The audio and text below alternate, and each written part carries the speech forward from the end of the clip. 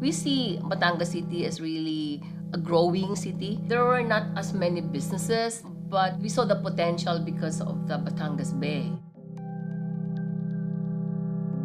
Iloilo City was starting to boom. We were already flying in terms of economy. We were catching up with a vision which aimed at making the city a premier city by 2015.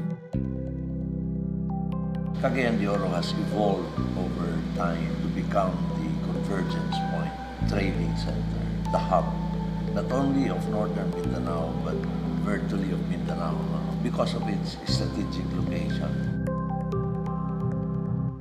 These three cities are what we call highly urbanized cities, more than 100,000 population, and therefore critical to the sustainability of such huge communities are their local economies. And it's the private sector that makes it really move, but the local government has to create the necessary enabling environment for that.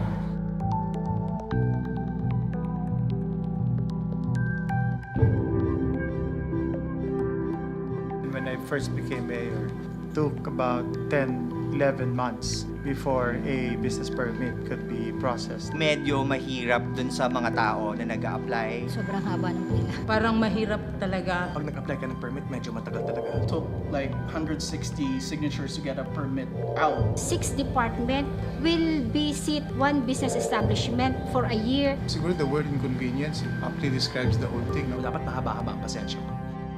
Mas kailangan talaga namin pa na mag-move forward. Coming from a more simple to a more industrialized economy. A lot of improvements needed to be done. We needed technical support, technical know-how. Para marami yung maiganyo na magnegosyo dito sa Batangas City. Luckily enough, there is help from USAID. USAID has this new approach, basically targeting cities. It's all about creating an enabling environment for the cities to promote investments. Making their economies more viable, making their economies more progressive. Business-friendly and competitive LGs is a new endeavor, a new program for the ILG to promote the local government units, and Invest came in to help us implement the project. It has two main strategies to do so, and these are to reduce the cost of doing business by reducing the transaction cost of getting a mayor's permit, for example.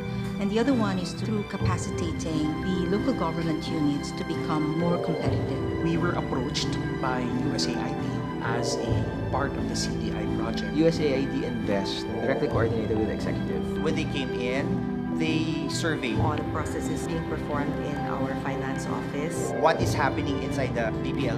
And the results were not very good. In terms of going for a much speedier business transaction. Transactions also need to improve and need to also adapt to the changing times. And so several steps were introduced to streamline the process. USAID, the city government collaborated on this project. It was USAID who suggested and somehow helped us in the streamlining. It's a long chain. Try to affect that chain, the different components of that chain. Nagkaroon ng madaming seminars. Nagbigay sila ng magagaling ng mga consultants. We discussed ano ba yung pwede, ano ba yung pwedeng tanggalin. With this, we have actually reduced the number of steps. To be able to get your business permit, We got rid of a lot of signatories. we started with the Business One-Stop Shop. It was supposed to cut the process by 2 or 3 steps lang. Through high technology means. Isa po sa mga innovations natin is gumawa tayo ng kiosk. Diyan po tayo kukuha ng mga billing natin. Like for example, billing ng business permit, billing ng real property. Fire, zoning, occupancy permit, and other requirements. Now, on this system, everything is taken care of. It actually speeded up the whole thing. Lahat nasa loob na ng opisina. Doon na lang lahat iikot yung papel. Sa labas lang kami maghihintay. Pero hindi ka naman mainip dahil may free wifi, may merienda. From 1 week to 2 weeks na processing ng business permit, it takes only 1 hour. Mas okay siya. Systematic na ngayon. You also speed up the delivery of tax money. 30% increase na kami ng aming collection of fees. It benefits the people, no? Nagkaroon kami ng joint inspection team composing ka-anim na department. We're going to have like tablets with the inspectors, and that's how they're going to have the checklist. Makakabayad na kahit sino through their mobile cell phones. Using GCash. So that's an option that is very new also. We're here to make the environment in Batangas City really business-friendly. Nakita namin yung opportunity na ma-improve namin yung systems namin.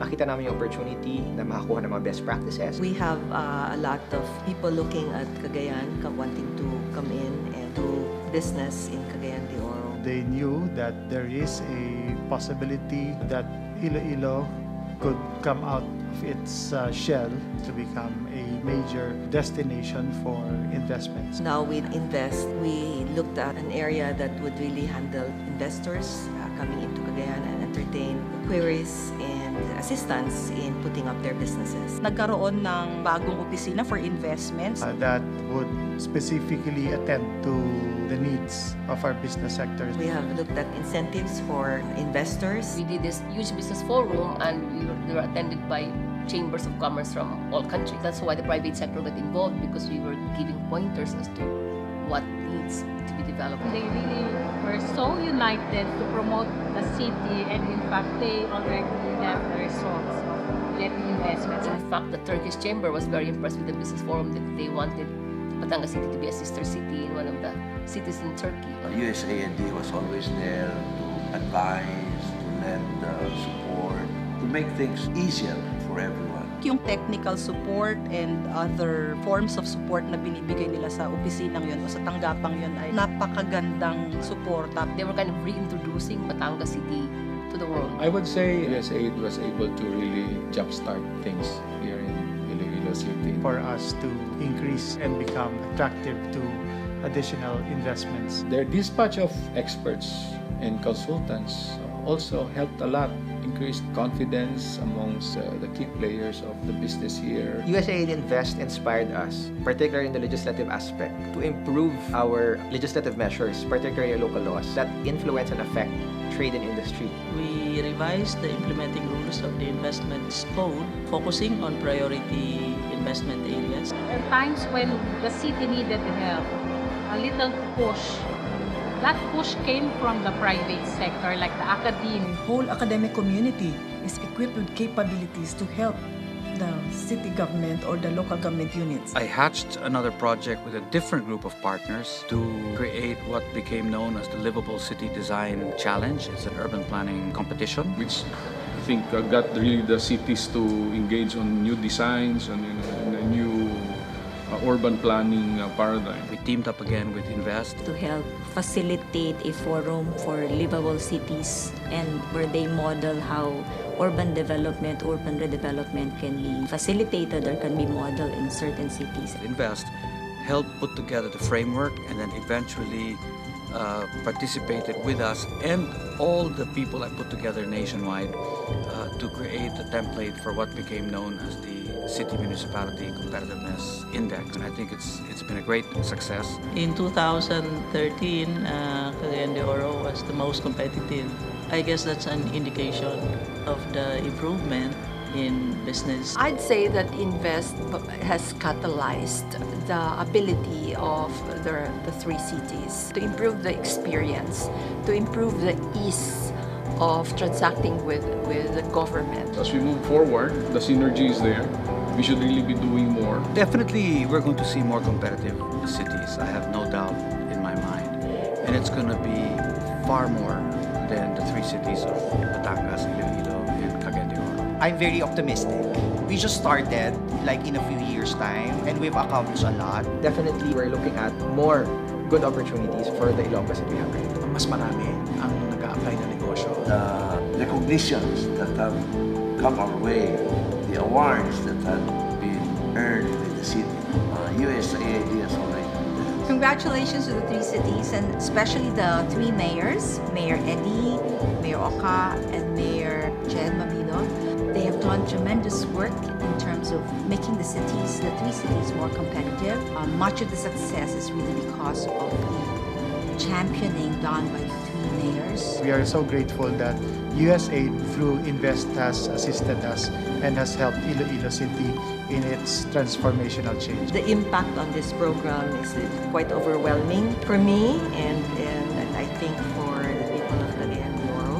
I'd like to thank the USAID for actually assisting the ILG, for capacitating us for the process. To put in place the interventions and the policies that we have to encourage local government units to be business-friendly and competitive. I think if we take a good close look at those cities today, in 10 years, they will be vastly improved cities. A lot more economic activity will be generated in the next few years. They will continue to grow and develop, and I look forward to more successes in the cities. Fast forward 10 years, take pictures of the cities now and come back 10 years again, take pictures, and I think they would look a lot better, and those cities will be really transformed.